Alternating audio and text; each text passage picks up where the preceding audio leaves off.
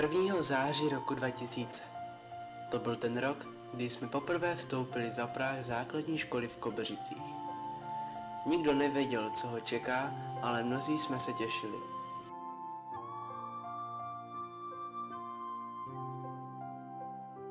Hodiny, dny, měsíce a roky utíkaly strašně rychle.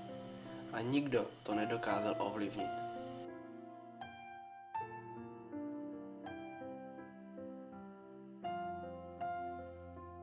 A za pár let jsme už byli v 6. třídě. Od té doby se hodně změnilo. Přišli noví spolužáci. V každé hodině jsme měli jiného učitele a museli jsme se začít opravdu učit. Rok co rok to bylo těžší a těžší. V 7. třídě jsme absolvovali týdenní lyžařský kurz, na který všichni rádi vzpomínáme.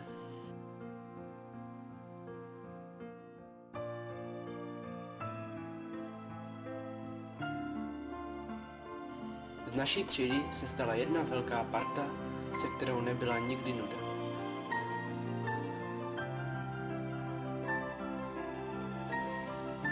Zažili jsme spolu mnoho výletů, pochoďáků, ale i hodně nezapomenutelných dnů.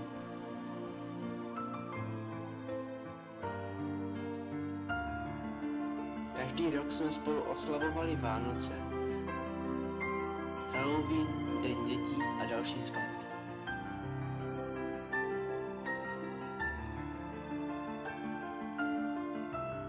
V 8. třídě jsme byli na třídenním výletě, který nám také pomohl se více poznat.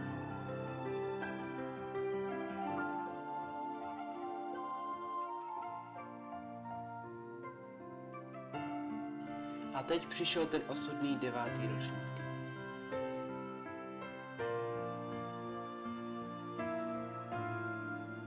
První půl rok byl úplně stejný jako každý jiný, ale od ledna to začalo. Každý se rozhodoval, kam se bude hlásit. Byl to půlrok, ve kterém všichni zažili pocit nejistoty a kladli si otázku, co když se nikam nedostanu. Ale nakonec to vše dobře dopadlo a všichni jsme se dostali tam, kam jsme chtěli.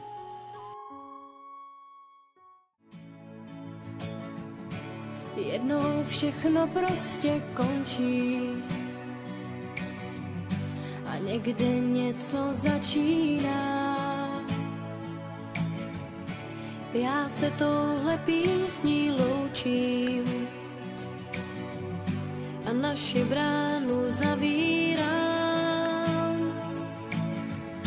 Krásný vzpomínky mi zůstanou, navždy mě budou řád. Zůstanou jen v srdci mým, tam, kde můžou spát.